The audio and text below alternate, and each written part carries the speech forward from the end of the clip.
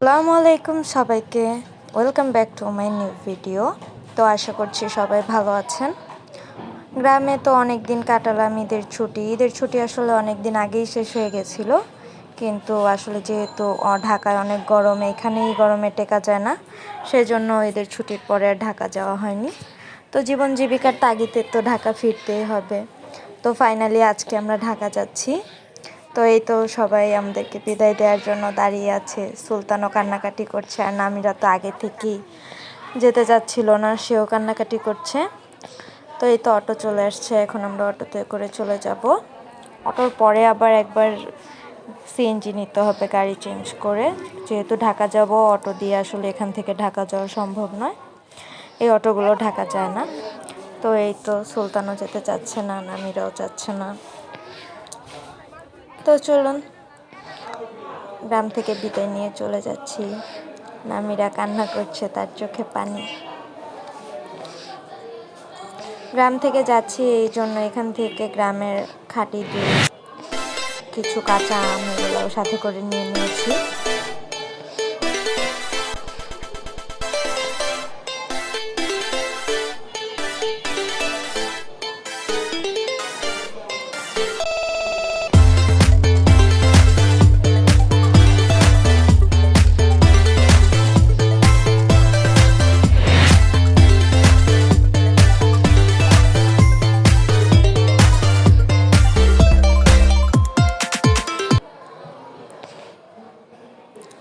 সিএনজিতে আসার পরেও নাকি নামিরার খুব খারাপ লাগছে, তার বমি বমি ভাব লাগছে। আসলে তার তো ঢাকা যাওয়ার ইচ্ছে নেই, তাই মনের সাথে সাথে তার শরীরও ক্লান্ত হয়ে গেছে। তো তার খারাপ লাগছে বলে সিএনজি রাস্তায় থামিয়ে দাঁড়ালাম। তার পেছনের গাছগুলোতে খুব সুন্দর কলা হয়ে আছে, প্রত্যেকটা গাছেই কলা ছিল। তার বাবা তার জন্য পানি কিনে নিয়ে আসছে। তার খারাপ লাগছিল বলতে বলতে এখন সে বমি করাও শুরু করে দিছে। কি একটা অবস্থা! সে আসলে বাসেও যাতায়াত করতে পারে না, সিএনজিতেও করতে পারে না। আমি অবশ্য পারি না। আমাদের আসলে মূল ভরসাই হচ্ছে রিক্সা। রাস্তার পাশের এই ফুলগুলো খুব সুন্দর লাগছিল, কিন্তু রৌদ্রের এত তাপ ছিল যে গরম।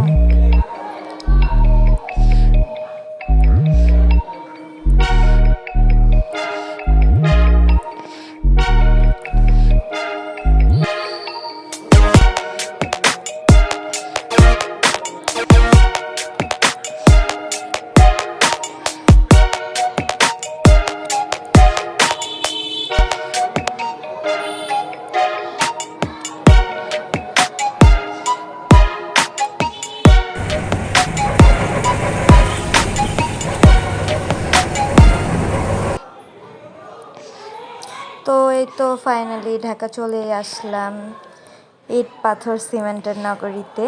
তো এখন রিক্সায় করে বাড়ি যাচ্ছি। এটা আসলে বুড়িগঙ্গা নদী। আমরা বুড়িগঙ্গা নদীর এখান দিয়ে যে রাস্তাটা ছিল ওইটা দিয়ে আসলে বাসায় যাচ্ছিলাম। তো চলুন, বাকি কথা বাসায় গিয়ে হবে।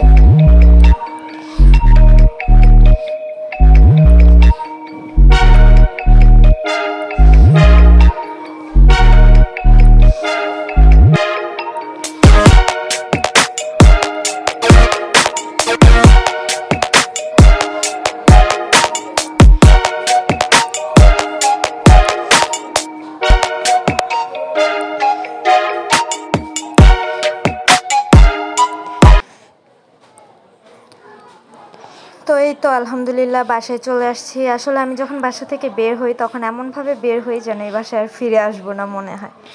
তো এই তো এসে পড়েছি, এসে একটু তরমুজ খেয়ে নিলাম। বাসা নিচ থেকে নিয়ে আসছিলাম, আর বাসায় এসে যে দুধটা গ্রাম থেকে নিয়ে আসছিলাম ওটা দিয়ে দই বানিয়েছিলাম বাসাতেই, হোমমেড দই। তো এখন সেই দইটাও হয়ে গেছে। এই দইটা দিয়ে এখন দই চিড়া বানাবো। তো দই চিড়ার জন্য এখন দই নিচ্ছি, সাথে চিড়া নেব, কলা, তারপরে হচ্ছে উপরে ডেকোরেশন করার জন্য তরমুজ। আর দইটা কিন্তু প্রায় আমার এই ভিডিওটা আসলে দইটা হওয়ার পরে বাকি ভিডিওটা তৈরি করেছি। দইয়ের যে ভিডিওটা, দইটা কিন্তু 12-13 ঘন্টা রাখার পরে দই হয়েছে। তো এই তো দই চিড়া রেডি, আর লাল তরমুজ দিয়ে দই চিড়াটাকে ডেকোরেশন করছি। তো আজকের ভিডিওটা কেমন লাগলো সবাই কমেন্ট করে জানাবেন, আর আমার ভিডিও যদি আপনাদের ভালো লাগে তো অবশ্যই লাইক, কমেন্ট এবং শেয়ার করবেন। Thanks for watching.